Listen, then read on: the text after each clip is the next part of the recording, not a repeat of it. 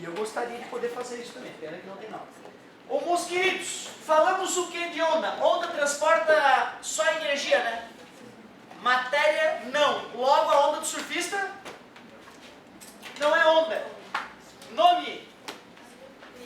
Crista? Vale. Aí aqui tem aquela região que era a água ainda não perturbada, né? Essa distância de uma crista ou de um vale até essa região de equilíbrio é chamada de amplitude. Distância entre duas cristas, como é que se chama? Comprimento de onda, nós representaremos pela letra grega lambda.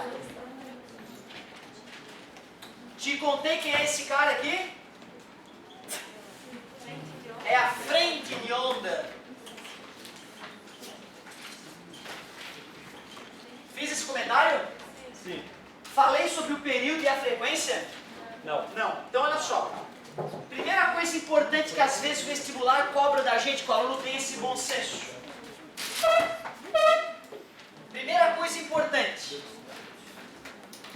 Para quem está correndo do lado da onda, se a onda está passando na água e tu começa a acompanhar ela, a crista vai continuar do teu lado, tu não vai ver a crista descendo e subindo. A onda fica um fenômeno repetitivo para quem está parado enquanto ela passa. Quando tu vê ela passando, uma hora passa uma crista por ti, depois passa um vale, depois uma crista, depois um vale. Aí se tu fica olhando para a água, dá a sensação que a água está indo, subindo e descendo. Mas isso se tu estiver parado, né? Se tu estiver andando, acaba isso. Período e frequência são coisas que a gente usa no dia a dia. Lembra quando a gente discutiu o movimento circular uniforme? Já tinha período e frequência. Período, o tempo que demora para completar uma volta.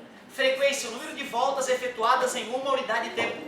Só que agora não é volta, é oscilação. Então período, o tempo que demora para completar uma oscilação.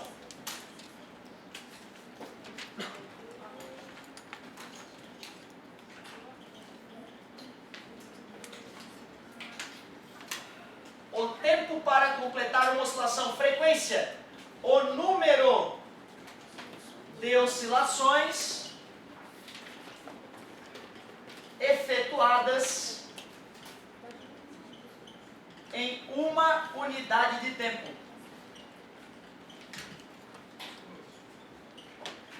Tu vê, né? O vestibular não vai fornecer elementos para a gente calcular período e frequência. O aluno tem que entender esses conceitos e fazer uma regra de 3, tal e qual no movimento circular uniforme.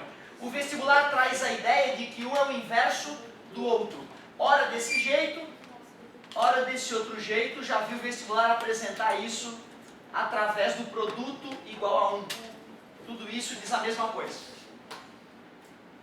Comentei com vocês qual é o significado do comprimento de onda. Se não só que é a distância entre duas cristas ou dois vales consecutivos, aliás, nem sempre eu uso as cristas ou os vales para determinar o lambda. O vestibular às vezes exige que o aluno entenda que isso aqui também é um lambda. Desse ponto até esse ponto, eu tenho a mesma distância que entre duas cristas consecutivas, aceitável? Se tu está olhando a onda e vê que tem uma crista, aí do teu lado a água baixa, vira vale, volta a virar crista. Depois que essa repetição se sucedeu, tu vai perceber que a onda está lambda metros para frente.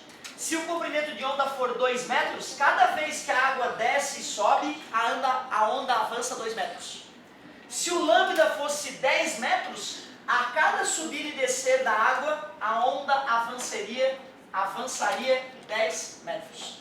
O que eu estou te dizendo é que se a gente usa a ideia de velocidade, distância sobre tempo, para compreender a onda, nós perceberíamos que a onda anda lambda metros ao executar uma oscilação que demora um tempo chamado de período, que nós usaremos a letra T maiúscula para representar o período ou tesão. Mas como dividir pelo período vai ser o mesmo que multiplicar pela frequência, já que um é o inverso do outro, aí surge a equação mais famosa das ondas, chamada inclusive de equação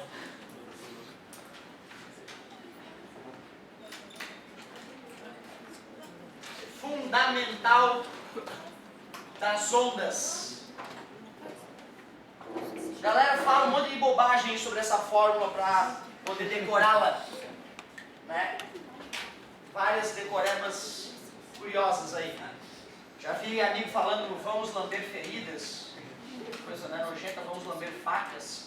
E eu sempre falo, veja o que uma lambida faz, que eu acho que é mais...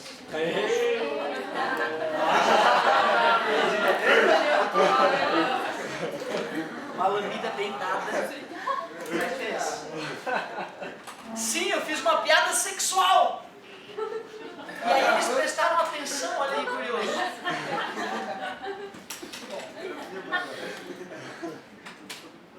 Muito bem. Cara, é difícil fazer uma prova de ondulatória sem ter que usar essa equação. Sabe o que essa equação pode te prejudicar? Eu lembro do professor comentando essa equação e falando o que acontece com a velocidade de uma onda quando eu dobro a frequência. E a galera toda em coro dobra, e eu também dobra. E ele falou não. Aí eu, porra, como assim não, professor? Tá ali, ó. Se esse número dobra, tu multiplica, dobro. Aí ele falou, não, é porque a velocidade de uma onda não depende da sua frequência, depende do meio onde ela se propaga. Por exemplo, vocês lembram qual é a velocidade do som no ar? 340 metros por segundo. Não importa se eu falo fino, como eu sempre falo, ou se eu vou falar grosso agora com vocês. Agora que a frequência diminuiu, a velocidade diminuiu. Não, né? Como a onda continua se propagando no ar, continua com 340 metros por segundo aproximadamente. Diminuiu a frequência, o comprimento de onda aumentou e a velocidade continuou a... Então cuidado com a pegadinha. O vestibular, sabendo que a equação fundamental das ondas é tal, 0,1. Dobrando a frequência, dobra a velocidade. Não minta. Não minta porque a velocidade não depende da frequência, depende do meio onde a onda se propaga. Cuidado com essa pegadinha. Daria pra gente fazer 3 exemplos bobinhos, né? Uma onda tem frequência tal e lambda tal, calcule a velocidade. Ou outras dessas. Para que o exemplo não fique tão enfadonho, vou fazer um exemplo bem realista. Vamos pegar o som. Vocês lembram de estudos anteriores qual é a máxima e a mínima frequência audível pelo ser humano? 20 Hz, 20 mil. É, garoto. Em acústica nós veremos isso. Então a frequência mínima audível, que é o som grave, é 20 oscilações por segundo do ar. E a frequência máxima audível, que seria o som agudo, 20.000 oscilações por segundo. Vocês acabaram de me dizer que sabem que a velocidade do som no ar é aproximadamente... Então uma pergunta legal para a gente exemplificar a aplicação da equação fundamental das ondas é calcular o lambda máximo e o lambda mínimo audíveis. Qual é o maior e o menor comprimento de onda? Onda, obviamente, mecânica longitudinal, que o ser humano pode perceber. Pô, se nós vamos usar a equação fundamental, vai ficar muito simples. V igual a lambda vezes F, velocidade do som no ar, 340. Comprimento de onda, quando a frequência é baixa. Divide 17 metros. Já se eu uso a frequência alta de um som agudo, está multiplicando, passou dividindo, um som agudo vai ter um comprimento de onda bem diferente, 17 dividido por 1000, ou 17 milímetros, ou 1,7 centímetros. Como nós vamos ver em ondulatória, difração é a capacidade que uma onda tem de contornar obstáculos. Observem que mesmo colocando um obstáculo entre a minha boca e vocês acabam escutando ou não? Sim. Portanto, claro que além da reflexão do som na minha mão, na parede e voltando para vocês o som, parte do som contorna o obstáculo que é a minha mão. Esse fenômeno é chamado de difração. Para que uma onda difrate bem, contorne bem obstáculos, o tamanho do obstáculo tem que ser equivalente ao comprimento de onda.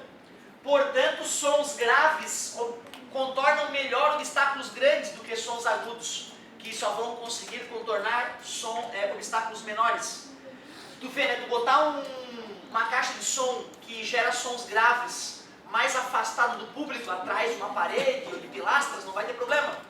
Agora, colocar um tweeter, uma caixa de sons agudos escondida do público, o som agudo não vai chegar nos ouvidos dos espectadores. O apito do navio é grave ou é agudo? é grave ou agudo? Grave, né? Por quê? Porque as ondas do mar podem ter comprimento, né? Podem ter alturas razoáveis, né? Se o navio quer se fazer escutar mesmo atrás de obstáculos e a longas distâncias, eu preciso de uma onda que difrate obstáculos grandes, portanto, se dá preferência para os sons graves. Em acústica nós vamos voltar a falar disso. Mais ou menos, qual é a frequência da rádio que tu escuta? Qual é lá no rádio? Qual é a frequência? 100 MHz aproximadamente? Mas em Floripa a gente usa bastante essa frequência, por aqui também, né? 100 e poucos, 99 ponto alguma coisa. 100 MHz. Então é uma rádio honesta, FM, né? Velocidade da onda eletromagnética no ar, um pouco abaixo de 3,610 nanomias por segundo, mas é praticamente a velocidade da luz no vácuo. Então uma pergunta também que poderíamos fazer, qual é o comprimento de onda clássico para uma onda de rádio, que a gente usa no dia a dia? Mais uma vez, eu poderia jogar na equação fundamental das ondas, 100 mega, o que é mega? Mega é 10 na 6, é milhão.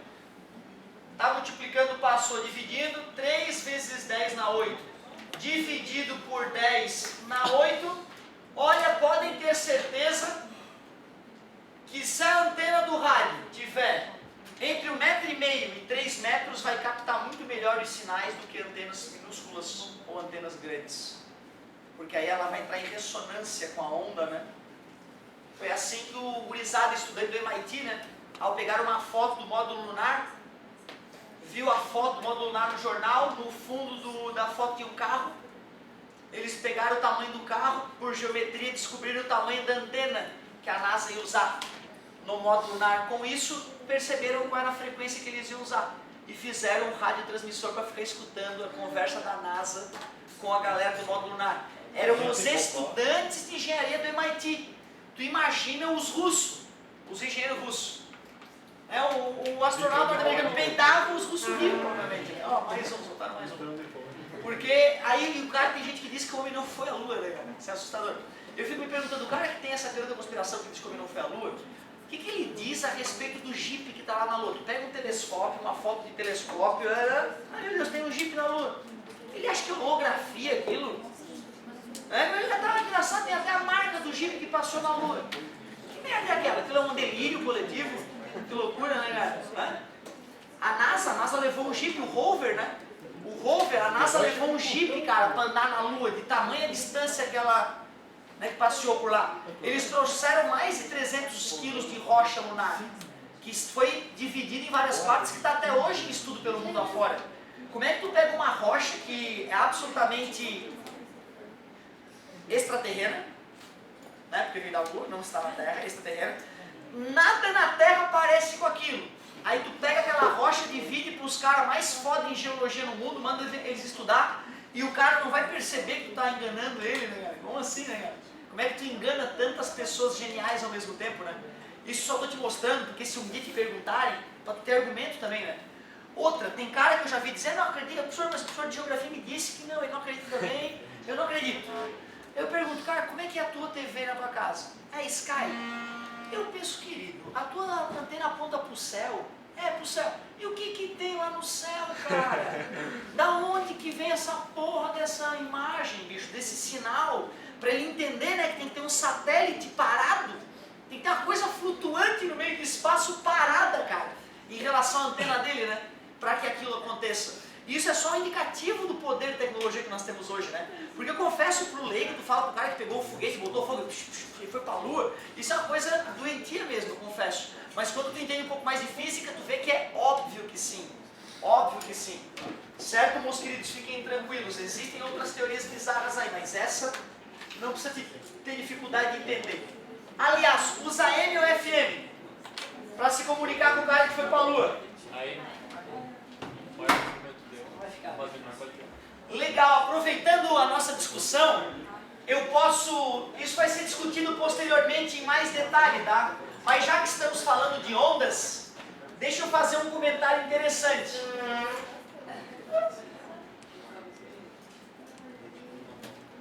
Se nós jogamos onda AM, que é de de menor frequência para o alto da atmosfera, essa onda se reflete na ionosfera, se reflete na Terra, na ionosfera e na Terra, e na ionosfera e na Terra, na ionosfera e na Terra. E essa onda, cara, pode atingir um cara que está do outro lado do planeta. Por isso que se tu tem um bom rádio, aqueles antigão da Philips AM, tu vai lá, e aí tu vê japonês, tu vê o cara falando em alemão, em aramaico, arcaico, tu vê tudo. Porque tem transmissão de rádio pelo mundo afora e nas mais diversas línguas do mundo. Então tu vê uma coisa absurda, né? Tu imaginar que com um radinho idiota tu pega essas ondas. Desde que não haja tempestade elétrica, né? Entre o teu local e o local de transmissão da onda. Já se tu joga uma onda FM, tu não vai jogar ela para o alto, tu vai jogar ela para a superfície terrestre. E só essa galerinha que está aqui vai captar a tua onda de rádio, né? Se o cara viajar um pouco mais para lá, ele já não pega mais aquela rádio FM, né? Já tem que ter uma retransmissão.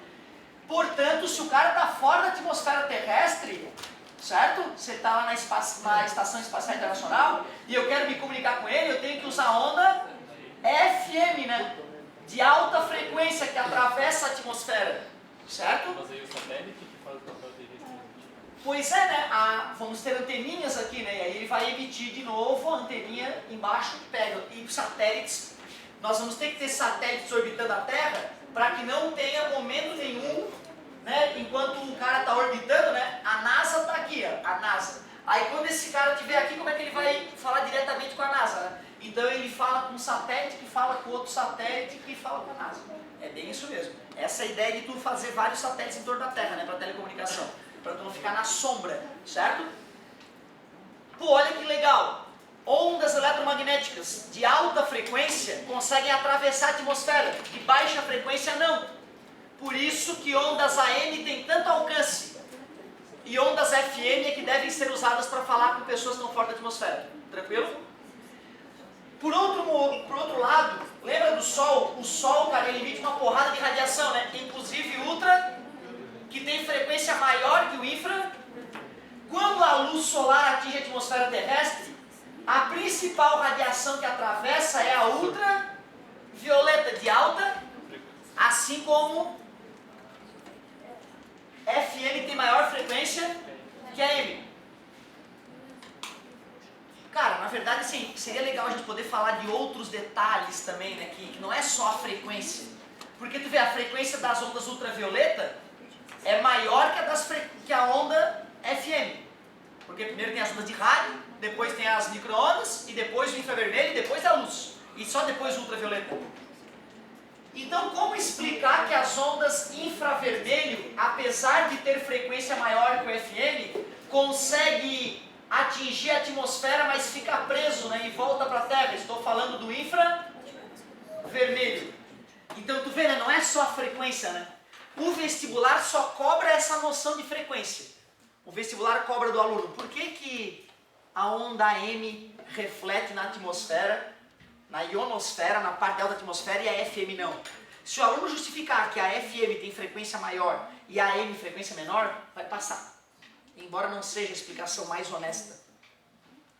A prova de que isso não é uma explicação honesta é justamente o fato de a ultravioleta atravessar a atmosfera, só que o infravermelho não atravessa. Ah, pessoal, mas continua funcionando, ó. Ultravioleta, a frequência maior, passa a atmosfera. Infravermelho, frequência menor, não passa. Mas o infravermelho tem frequência muito maior que a onda FM. Por que o infravermelho, que tem frequência maior que a onda FM, não atravessa a atmosfera e a onda FM atravessa? Então mostra que tem outras coisas por trás disso que não são abordadas no ensino médio. Por exemplo, com a polarização ser na horizontal ou na vertical, ou seja, se o campo elétrico vibra na horizontal, a gente chama de horizontal. Se o campo elétrico vibra na posição horizontal, a gente chama de polarização horizontal. Se o campo elétrico vibra na posição vertical, a gente chama de polarização vertical. Então a polarização também pode influenciar, certo? Não só a frequência. Mas aqui para o ensino médio, alta frequência atravessa a atmosfera. Baixa frequência não atravessa. Qual é a consequência de a luz ultravioleta chegar do Sol, atingir a Terra aquecendo ela, e o infravermelho tenta sair e não consegue? Eu acabo tendo um efeito Como é o nome desse efeito? Efeito estufa. É bom ou ruim? Bom, por isso que existe a vida na Terra. Torna a Terra quentinha. Sem ele, Seria uma bola de gelo.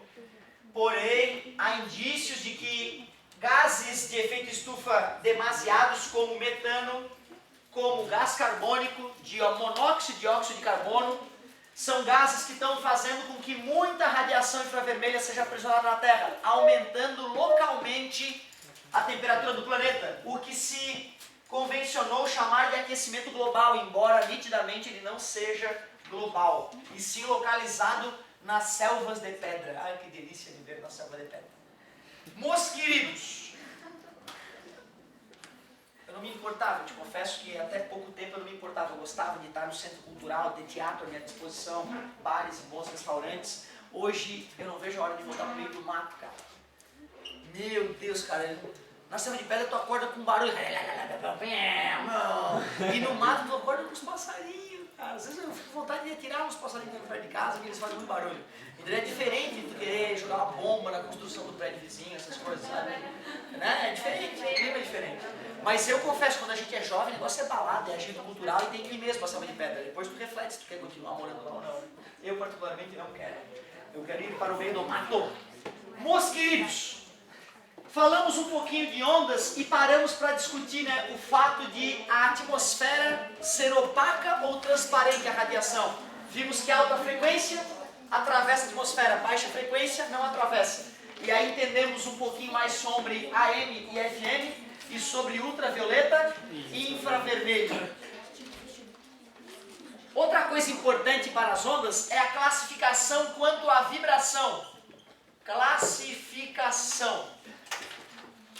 Aliás, antes de falar da classificação quanto à vibração, eu vou falar quanto à natureza. Quanto à natureza, pessoal, a classificação das ondas são ou mecânicas ou eletromagnéticas. Eletromagnéticas. As ondas mecânicas são aquelas que necessitam de meio material para existir. Necessitam de meio material. Como assim, professor? Ué, precisa de sólido, líquido ou gás, precisa de matéria para que a matéria vibre. Fala, meu. Não sei se tu acompanhou ano passado, no vestibular tinha uma questão sobre ondas nas descritivas. Ele perguntava que tipo de onda era, eu acho que foi um dos mais fáceis que eu fiz. Isso, que eu acho que era onda eletromagnética, né? Não sei se era extração de... tipo de onda era. Sim, eu resolvi essa questão, não lembro ela de cabeça toda, mas era bem isso. Era bem esse iniciozinho mesmo, né? Bem lembrado. Então, galera, ó, ondas mecânicas necessitam de meio material. O som é um exemplo. Ondas em cordas que nós estudaremos. Ondas em cordas. Ondas na água. Precisa da água para existir. E assim por diante. Já as ondas eletromagnéticas não necessitam de meio material. Não necessitam de meio material, ou seja, elas também se propagam no vácuo. E aí, cara, quando eu vou exemplificar, eu já prefiro listar os 7 tipos que existem, em ordem crescente de frequência. Ondas de rádio, que são as de menor frequência, também chamadas ondas hertzianas. Micro-ondas. Depois, infravermelho, também chamadas de ondas de calor. Aí tem luz, que é uma pequena faixa desse espectro que eu estou citando. Depois nós temos ultravioleta. Tu vê que o seu aluno está ligado, né? Se ele entende que a luz começa com vermelho e termina com violeta, né? Não tem como ele errar aqui. Frequência menor que a da luz, infravermelho. Maior que a da luz, ultravioleta. Não dá para errar essa parte. E aí, últimas duas, raios X e raios gama. Futuramente eu quero citar como cada uma dessas são geradas. Não custa já te preparando. Se eu pego elétrons e sacudo eles num condutor, vira uma antena de rádio. Fio. Elétrons, win. Ondas de rádio são geradas. Não dá para acreditar, né? Ondas de rádio são geradas pelo oscilar da corrente elétrica no pedaço de fio. Quanto maior a frequência da corrente elétrica, maior a frequência da onda. O senhor está querendo dizer que a estação de rádio que emite ondas de rádio de 100 MHz tem elétrons indo e voltando 100 milhões de vezes por segundo na antena? Sim. E micro-ondas, aí na verdade em vez de milhões já é gigahertz. A frequência das ondas do micro-ondas lá da tua casa é 2.4 gigahertz, trilhões de oscilações por segundo. Se nós fizermos isso no fio, o fio derrete. Aí a gente usa válvulas eletrônicas especiais. Então, fio condutor com corrente elétrica oscilante, onda de rádio. Válvulas eletrônicas especiais com corrente elétrica oscilante, maior frequência, micro-ondas. Para ficar com a frequência ainda maior, só se nós usarmos o próprio átomo como fonte. Ah, meu Deus, mas peraí, o átomo é o oscilar de correntes elétricas, né, em volta do atômico, né? Portanto, é por isso que tudo cospe infravermelho o tempo inteiro. Por isso que o mundo espelha infravermelho. O átomo existe, elétrons orbitando no núcleo atômico, carga elétrica vibrando. Eletromagnetismo nos explicará que por isso que as coisas, inclusive tu, emite um tipo de luz que vem das tuas entranhas, não essa que eu vejo da casca, que é o infravermelho. O infravermelho vem da agitação eletrônica dos elétrons em volta do núcleo atômico, de todas as camadas. A luz vem da camada externa do átomo, por isso que a luz que a gente observa no mundo, né, vem da casquinha do átomo. Já o ultravioleta vem das partes mais internas do átomo. Mas todas essas três estão relacionadas com a agitação eletrônica em volta do átomo. Eletrosfera. É a eletrosfera dos átomos que geram essas radiações aqui. Se tu quiser gerar raio-x, já é bem diferente. Tu tem que pegar elétron e fazer ele acelerar em alta velocidade. Grandes tensões elétricas são usadas para acelerar o elétron, 100, 200 mil volts. Aí tu faz o elétron dar uma pancada numa placa metálica. Quando o elétron desacelera abruptamente, ele emite raio-x. Raio-x é gerado pelo abrupto desaceleramento de elétrons.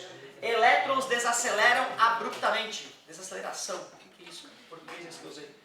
Desaceleração. Abrupta desaceleração de elétrons. O senhor quer dizer que uma máquina de raio-x não tem nada radioativo dentro dela? Não. Desligou da tomada, pode comer suas partes, lamber suas partes, nada ocorrerá contigo. Máquina de raio-x tirou da tomada? Não exerce efeito nenhum na saúde humana. Agora, uma máquina de radioterapia, aquela usada para tratamento de tumores, aí sim. Porque dentro dela tem césio ou plutônio radioativo, que vai emitir raios gama. Raios gama são ondas eletromagnéticas de altíssima frequência emitida pela fusão ou fissão nuclear. A química fala um pouco melhor disso, né? Aí se tu pegar uma máquina de radioterapia, quebrar ela e tirar o material, o césio, e pintar o teu filho com ele, por exemplo, a criança morrerá. Como aconteceu no desastre de Goiânia. Certo? Então, por favor, cuidado. Valeu, galerinha. Vamos sem drogas preservativos. Até a próxima. Eu sou um 71. Deixa eu só desligar ali. O senhor tem piloto? Tem piloto? Não, agora é recreio, consigo dar uma. É recreio agora, né? Preciso fazer uma coisa ou outra.